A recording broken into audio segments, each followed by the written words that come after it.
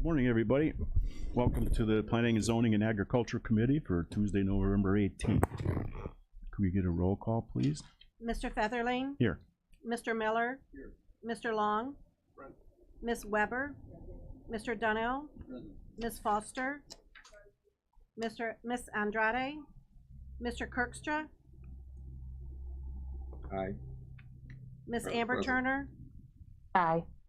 Mr. Lowy? Present. Miss Denise Turner? Mr. Kerner? Mr. Benoit? Mr. Taden? Mr. Alexander Hildebrand? We Thank do you. have a quorum. I need a motion and a second to let Mr. Kirkstra and Ms. Turner in. Okay, Mr. Lowy, second by Mr. Miller. All in favor say aye. Aye. Aye. Opposed, same sign? None? Thank you. Okay, anyone here for public comment today? I don't have any slips or any sheets. There's a few people here. Anybody want to speak at the microphone? Okay. Okay, we have no public comment today. So we get approval of minutes from October 21st. Everybody got that on your email? Anyone have any questions or anything they want to change or delete? If not, okay. Second, Ms. Turner and Mr. Lowy. All in favor say aye. Aye. Opposed? Aye. Same sign. Okay. Okay, Del, we're going to do the building report now. And I get a motion in a second to accept it before we start, because I'd like to do that this way. Okay, Rose and Carol. All right, in your packet you have the monthly building report for October 2025. We issued 4 new homes, 112 total permits, valuation of $4.5 million, and total revenue collected was $45,087.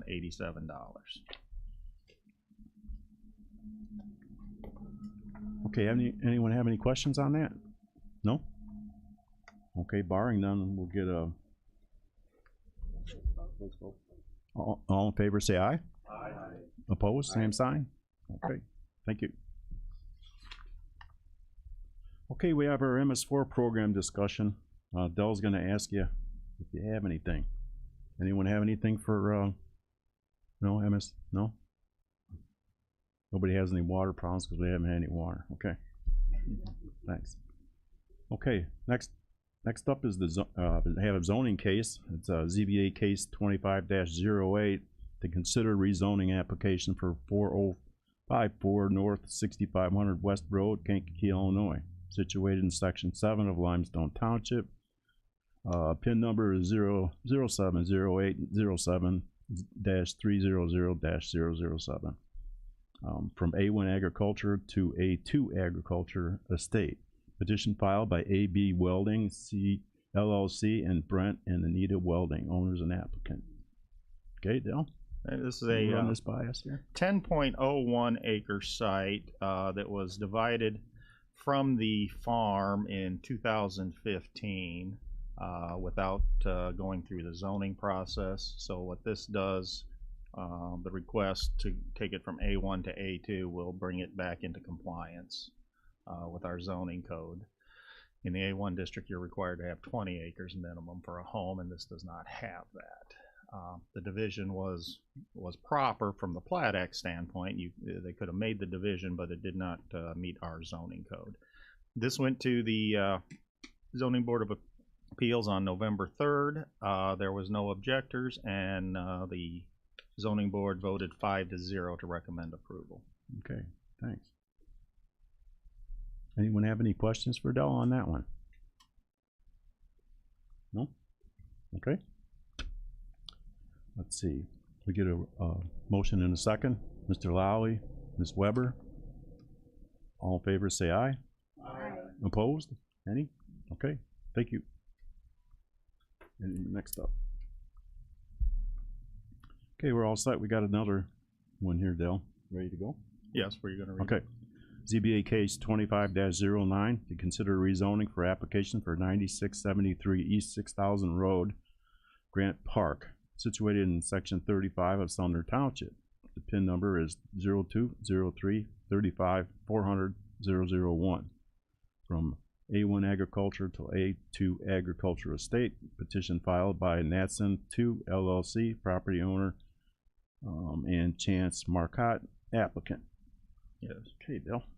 Yeah, Natson 2 LLC is the owner of the 120-acre parcel, and they would like to sell 10 acres of the old farmstead site to Chance Marcotte.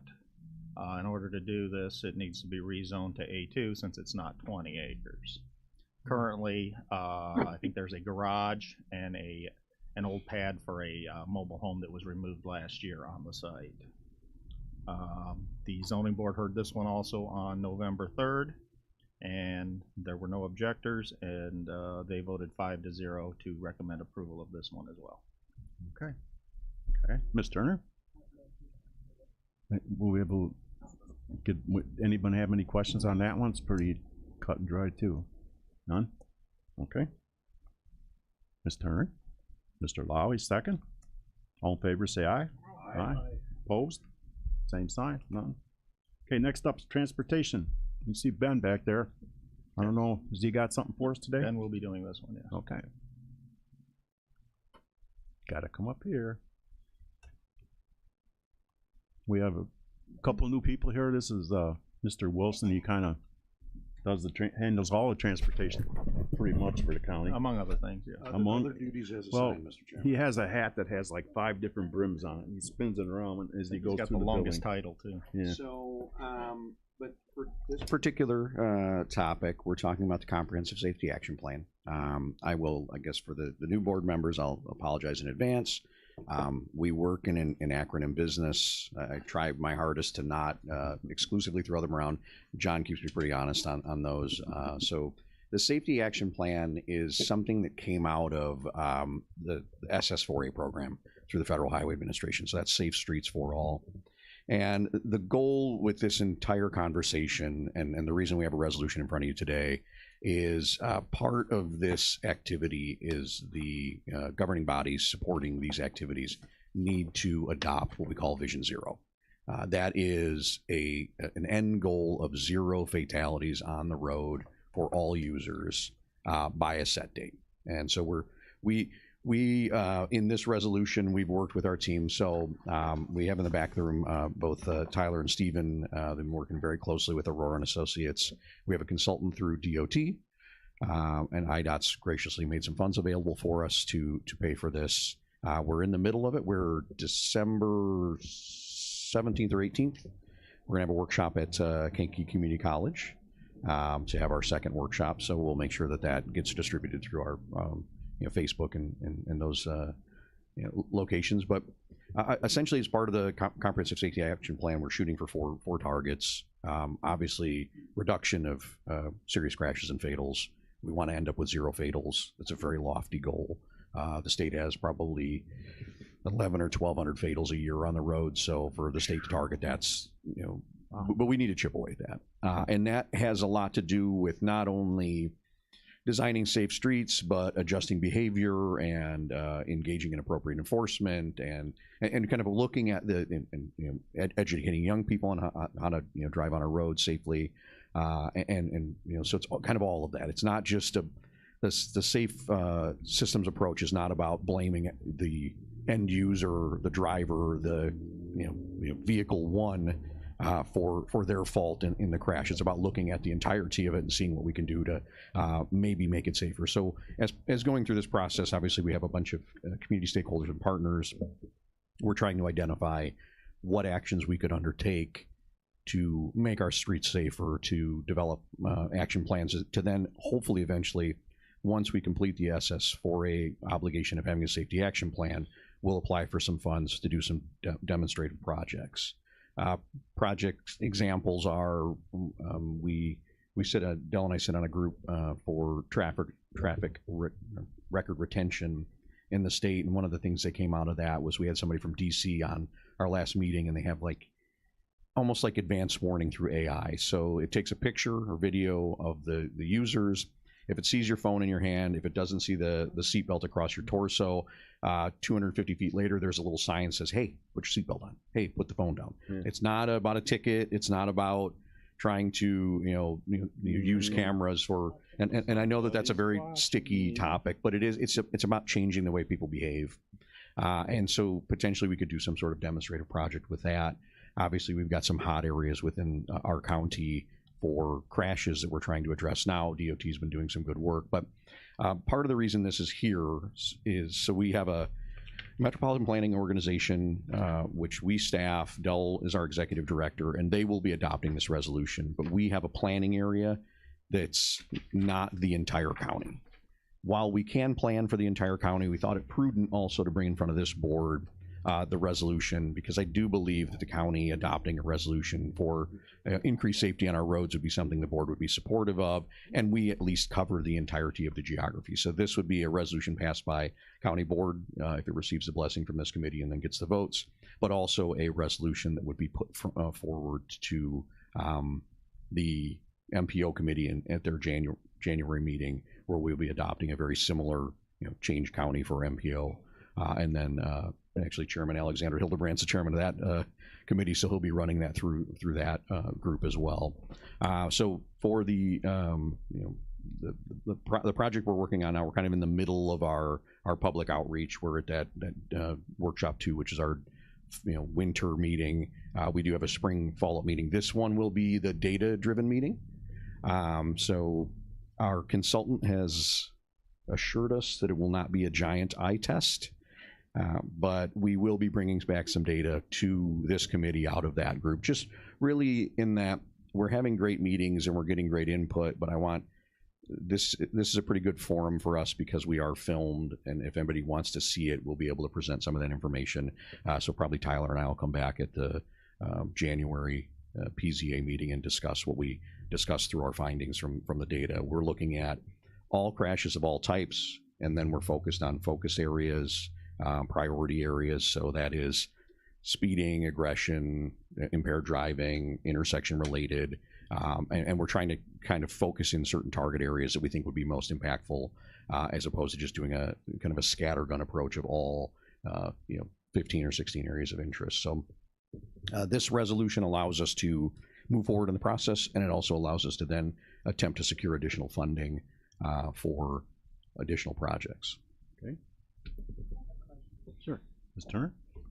Is there any statistics? Do you have anything on these drivers that may be impaired by marijuana?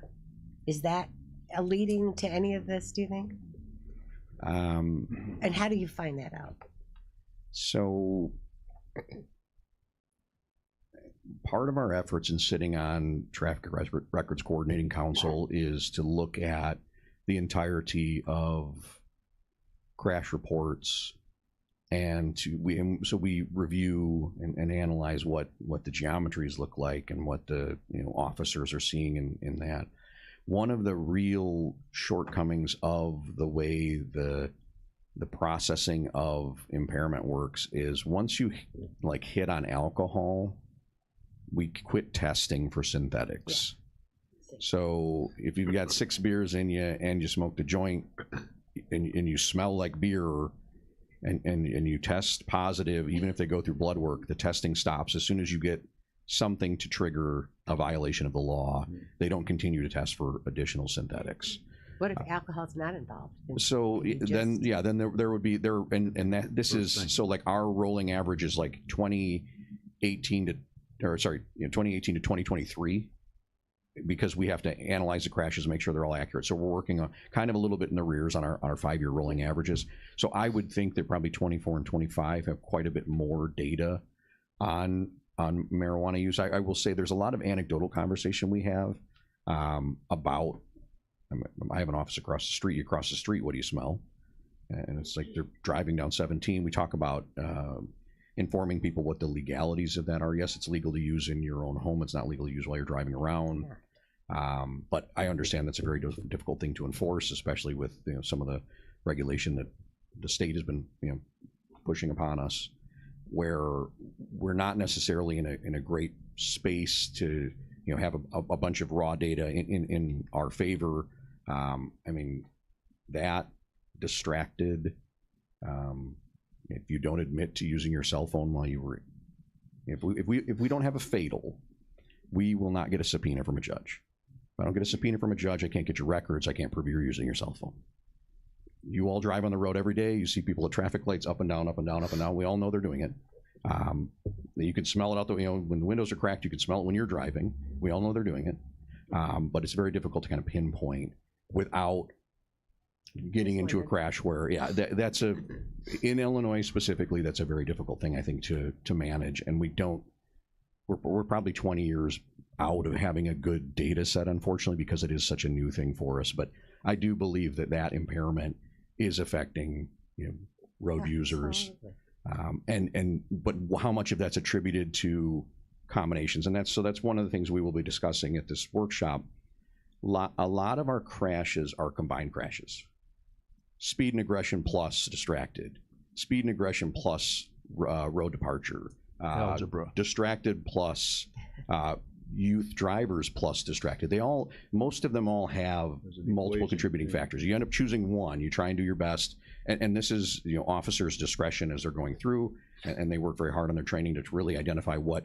But each one of our officers is not a crash reconstructionist. So if they're not out and involved, you don't necessarily know exactly what the prime contributing factor is. But we try and look at that because I feel like most of the crashes we have are very rarely a single instance crash. They usually have multiple factors.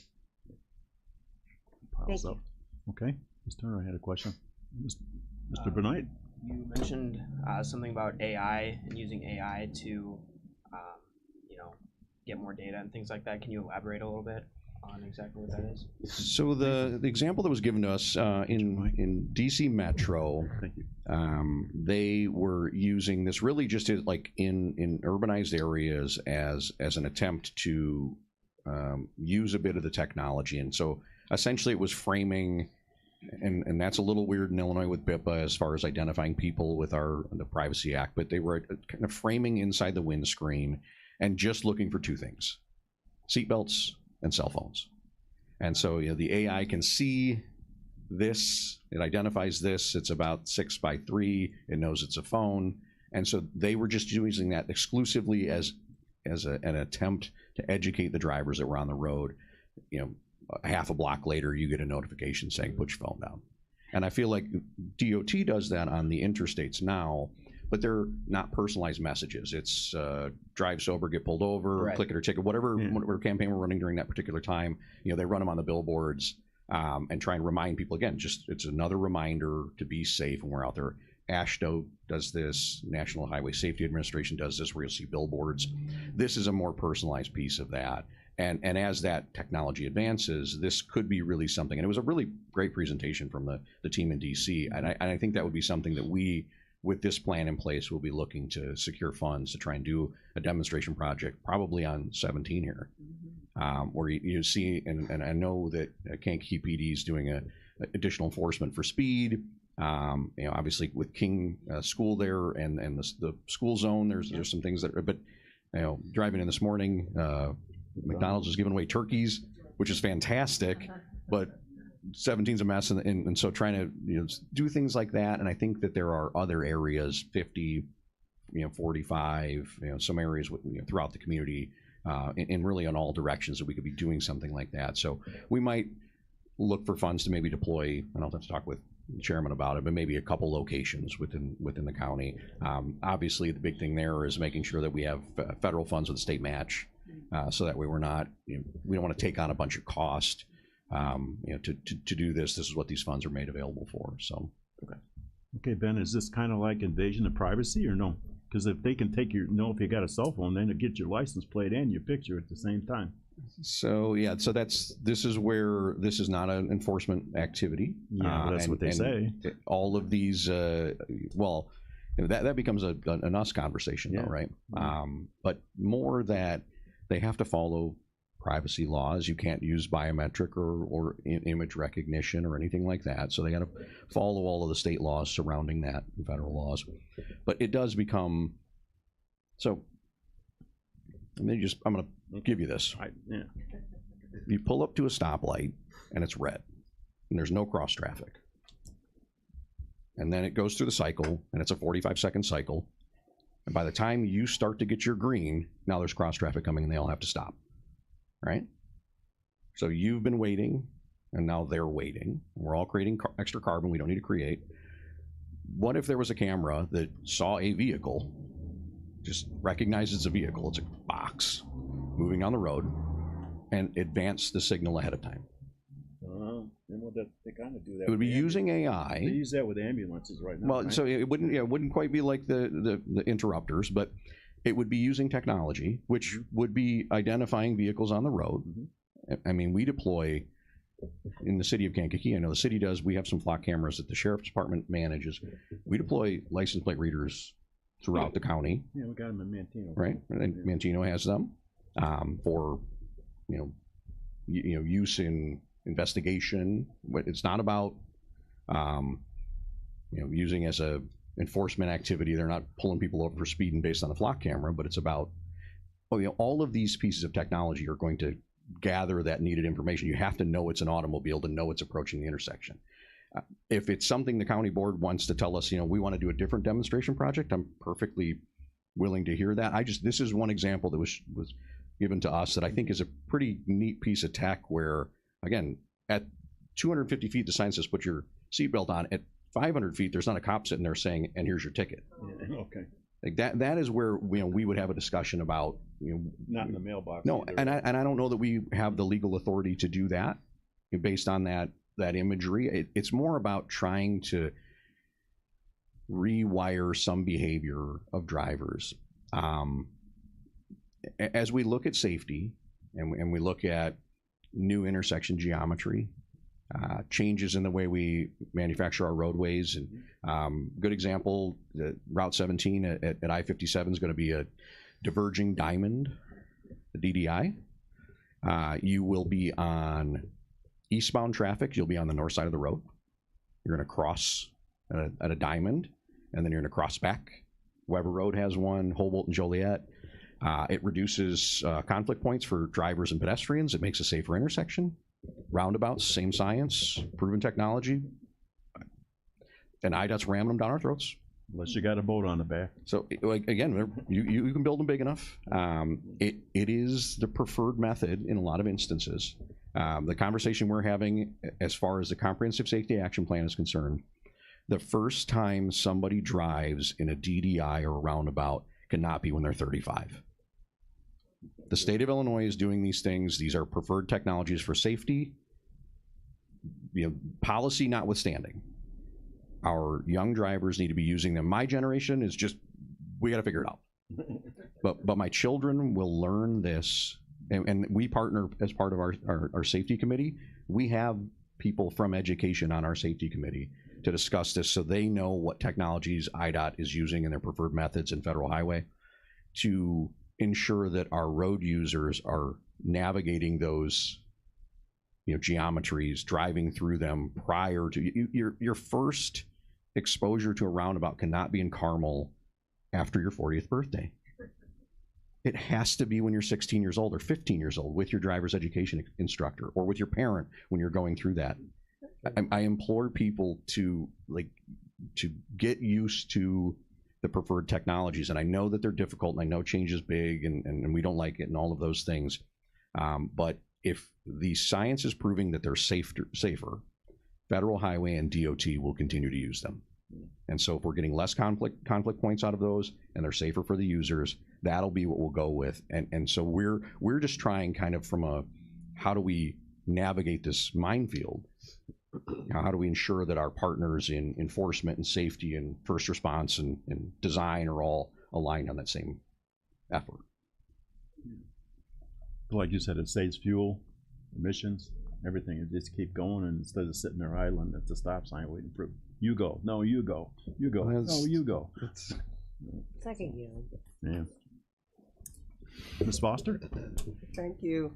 Let's see her. I know, Ben, you all had a meeting earlier this spring, right? Mm-hmm. And a lot of community people came.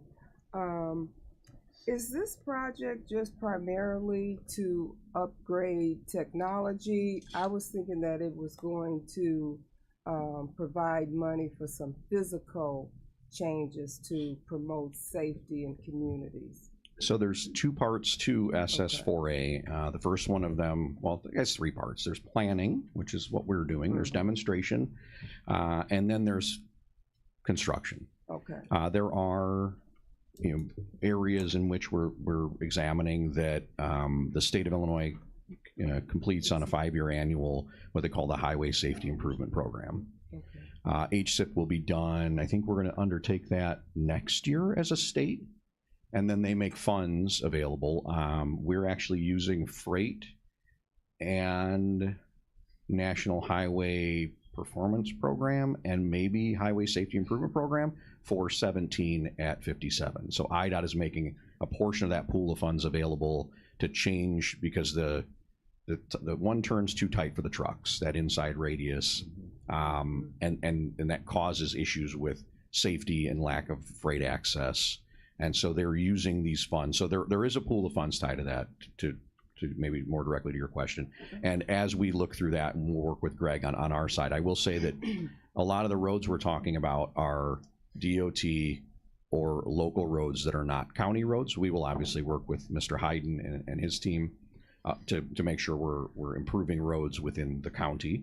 But also we'll be working with our jurisdictions to make sure that this plan satisfies the essentially entry requirement for them to apply for those additional funds. Because I have some particular issues, and I've talked with you about on Route 17 coming east, and I think we need a dedicated turning lane for X-Line Road. Yeah. There's a lot of people, and I hate those turnarounds. Bloomington has turnarounds, and you're right. If you're not familiar with them, you just go around and around and around. I hate them. I do hate them. I wish there would be some extra money in this project for seniors, because one of the things that I have found, I have an older car, and I need a new car because I don't have the tools with new cars where it's higher so that you can see, and you have a built-in, screen where you can put everything in so you can follow and get to where you want. I am one of those. I'm looking at my phone. I'm looking at my phone to navigate, but that's another issue. Yeah, I mean, for mass? and technology's there. Maybe it beats the gazetteer, but it's something worth having a discussion about to see what.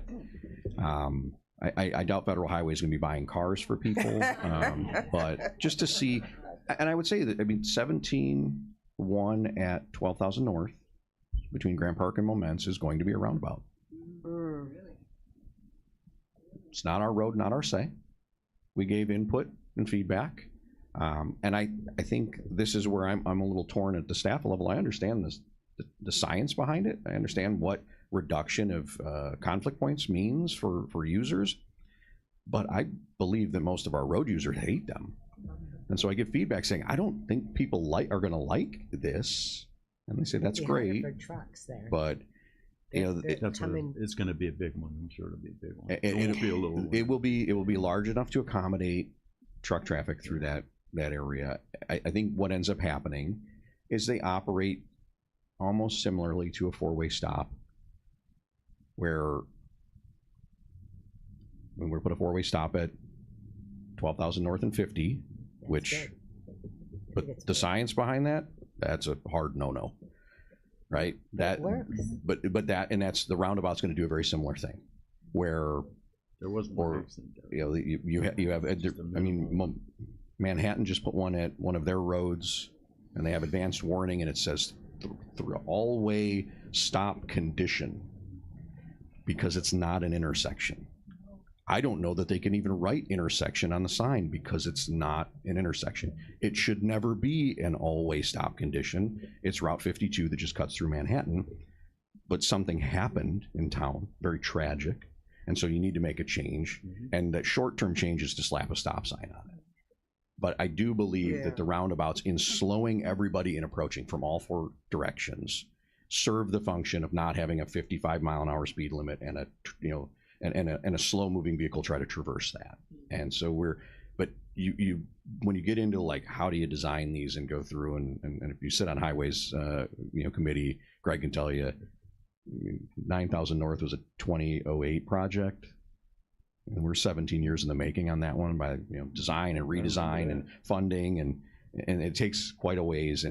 But this plan sets the groundwork for how do we approach being safe. from an entire system standpoint. I got another question. Ben? Is Okay. there any kind of new technology to enhance vision when it's foggy? Yellow sunglasses. I think they proved the blue blockers don't work. I don't know, maybe Mythbusters did that. I was just wondering. I use colored glasses when I used to fly. Not that I've seen. I know that there's obviously technology for anti-glare with your glasses, which isn't really that new. But no, I do wonder at some point as we progress, will there be heads-up displays that can cut through some of the fog or things like that? But that's more of an automaker thing than it is an us thing. So. Okay. Anyone else have any more questions? Ben, you have anything else for this? Can we move this Yeah. forward? Do you have a resolution number so I can put it on here? I don't like doing that. I We do don't have not. Danny will give me a number. We don't need a number? Okay. Then I gotta read the whole thing then? No. Just the title. Okay. Anyone, that's all for Mr. Wilson? Okay. We had a motion and a second to resolution in support of Vision Zero Action Plan Approach for Road Safety. I assume, Ben, everything will come back here before it happens? Well, we'll go to full board now. Okay, all right, after the board, okay. Approach for road safety. And there, anyone have any questions? I asked a couple times already. Okay, get a first and a second. Okay, Mr. Dunnell, Mr. Lowry, all in favor say aye. Aye. Opposed, same Aye. sign? None? No, not yet. No. Thank you. I didn't think there was. Okay, thank you, Mr. Wilson.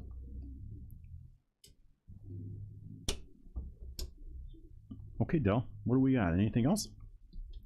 You're on old business. Okay, I'm getting there. I gotta flip back to the first page here. Where is it at?